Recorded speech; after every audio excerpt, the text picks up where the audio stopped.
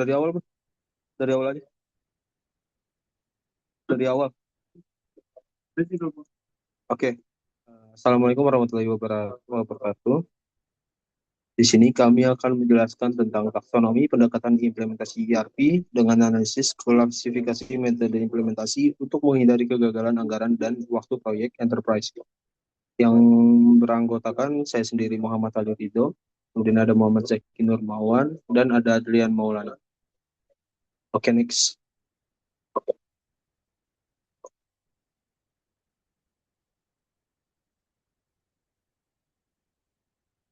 Keterbatasan model tradisional, di sini ada dua, dengan kegagalan pembagian biner dan kebutuhan taksonomi baru. Pendekatan klasik membedakan implementasi ERP menjadi dua kubu ekstrim. Yang pertama ada phase atau bertahap, dan atau Big Bang yang dimana serentak. Kemudian penelitian dari Parr dan Sangs membuktikan bahwa klasifikasi ini terlalu kasar atau too coarse dan tidak mampu mewakili kompleksitas variasi nyata di dunia industri saat ini.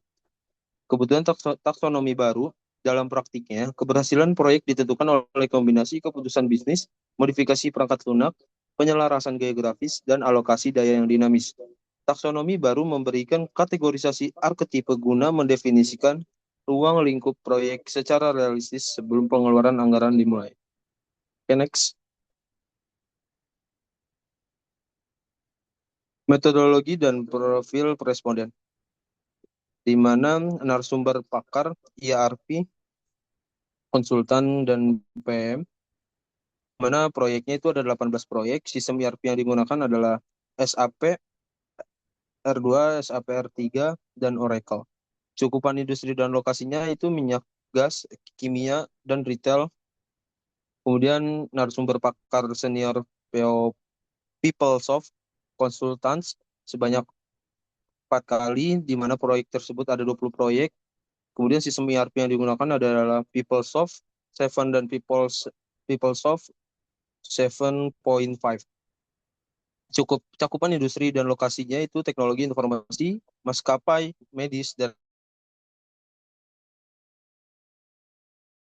pakar IT dan dev managers sebanyak 3 kali dengan proyek 4 proyek. Sistem ERP yang digunakan adalah SAP R3. Cakupan industri dan lokasinya ada manufaktur, otomotif, medis, dan komunikasi. Dengan total kumulatif proyeknya sebanyak 42 proyek, sistem ERP yang digunakannya itu multi-vendor ERP, dan cakupan industri dan lokalnya itu perusahaan skala besar dan multinasional. Oke, selanjutnya akan dijelaskan oleh Muhammad Zaki Nur. Baik, selanjutnya ada motivasi implementasi ERP.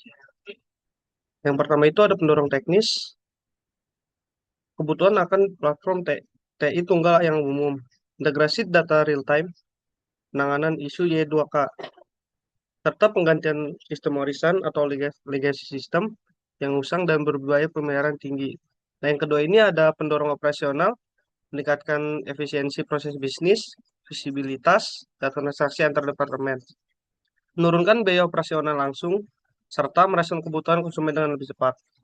Nah, yang selanjutnya ada pendorong strategis, mendukung restrukturisasi organisasi skala besar, standarisasi operasional multisitus atau multisite, serta meningkatkan kualitas pengambilan keputusan berbasis data, analisis eksekutif.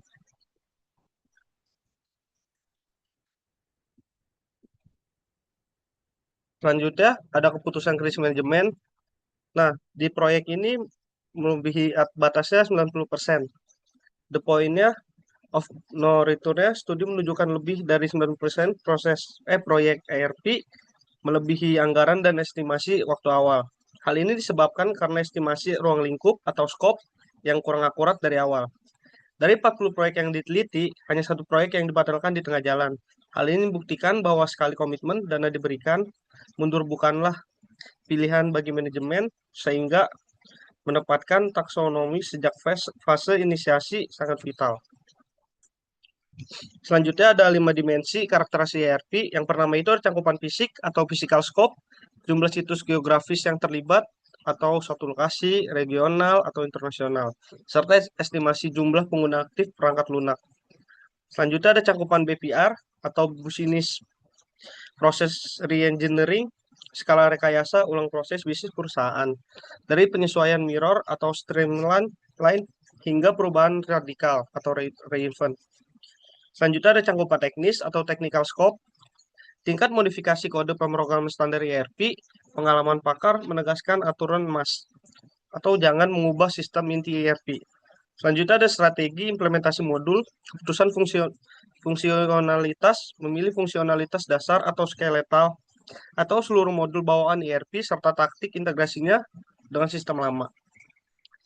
Selanjutnya ada alokasi sumber daya atau resource allocation, kebutuhan waktu pengerjaan proyek mulai dari 6 bulan hingga 7 tahun, serta komitmen anggaran total kisaran 1,3 miliar hingga 70 miliar dolar. Selanjutnya ada 3 arketipe pendekatan ERP.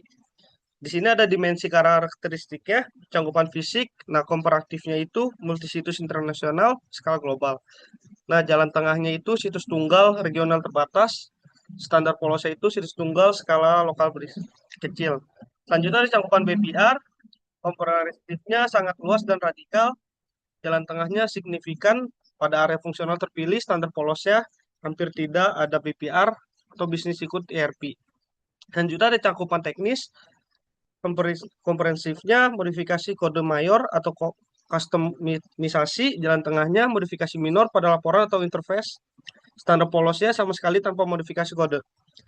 Selanjutnya ada strategi modul, komprehensifnya seluruh modul fungsional atau full suite, jalan tengahnya kombinasi modul utama atau core terpilih. Standar polosnya hanya modul dasar esensial saja. Selanjutnya ada estimasi daya, komprehensifnya waktu sampai 4 tahun, anggarannya 10 miliar dolar. Jalan tengahnya itu waktu 1 sampai 3 tahun, anggarannya 3 miliar dolar. Kalau standar polosnya itu waktu 6 bulan sampai 12 bulan, anggarannya 1 miliar dolar sampai 2 miliar dolar. Baik, selanjutnya akan dilanjutkan oleh rekan saya, Adrian Maulana.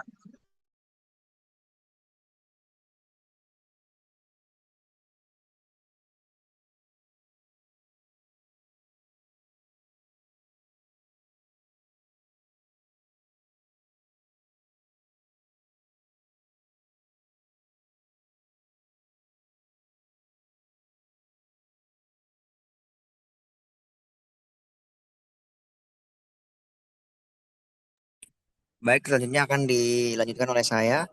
Eh, Selanjutnya itu ada pendekatan komprehensif, ambisi, risiko, dan kompleksitas. Pendekatan ini biasanya dipilih oleh konglomerasi global atau BUMN raksasa dengan tujuan menyelaraskan manajemen multinasional secara total. Ciri utama itu merupakan PN yang sangat rumit, pembuatan modul kostum industri atau industri spesifik modul, dan integrasi bertahap modul demi modul terhadap ekosistem warisan perusahaan yang laku. Pendekatan ini menuntut investasi waktu yang panjang hingga 7 tahun dalam studi kasus dan rentan terhadap kegagalan manajemen perubahan jika koordinasi pusat daerah lemah. Next.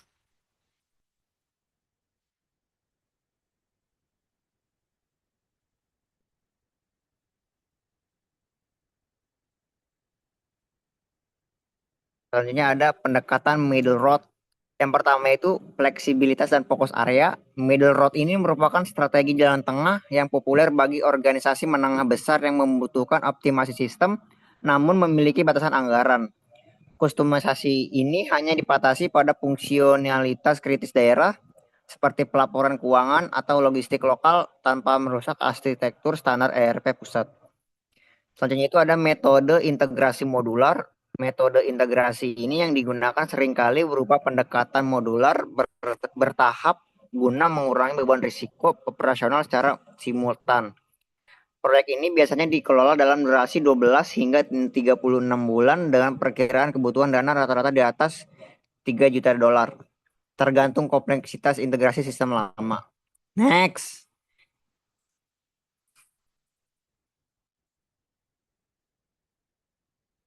Selanjutnya itu ada pendekatan vanilla, strategi alignment to ERP. Pendekatan vanilla adalah alternatif dengan resiko terendah. Filosofi ini utamanya bukan sistem ERP yang menyesuaikan dengan bisnis kita, melainkan cara cara kerja kita yang harus menyesuaikan dengan sistem ERP. Wow. Keuntungan utamanya itu proses penarikan sistem jauh lebih cepat, 6 sampai 12 bulan, biaya sangat minim, $1, $1 juta sampai $2 juta, dan pemeliharaan pembaruan atau upgrade semasa depan sangat mudah karena tidak ada modifikasi kode bawaan vendor.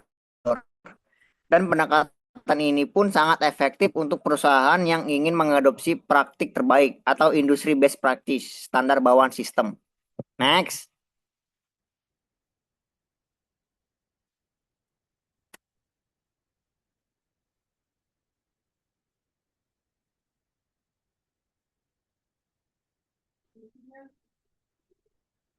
Selanjutnya ada implikasi riset dan praktek. Yang pertama itu peringatan untuk peneliti akademis.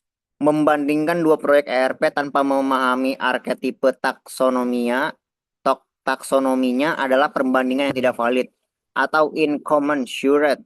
Hasil analisis dari kasus yang tidak setara tidak dapat dipertanggungjawabkan keilmiahannya.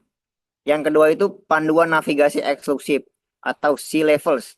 Taksonomi ini berfungsi sebagai alat navigasi awal bagi CEO dan direktur utama untuk menentukan korelasi logis antara pilihan tingkat modifikasi teknis dengan konsekuensi durasi proyek dan pembengkakan biaya. Yang ketiga itu ada pengurangan risiko kegagalan. Dengan menaruh ekspektasi proyek pada koridor arketipe yang tepat sejak awal, perusahaan dapat meminimalisir deviasi anggaran dan mengendalikan ekspektasi para pemangku kepentingan atau stakeholders. Next.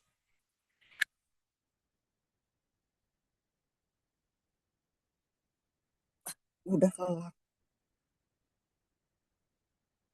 Terima kasih. Wassalamualaikum warahmatullahi wabarakatuh.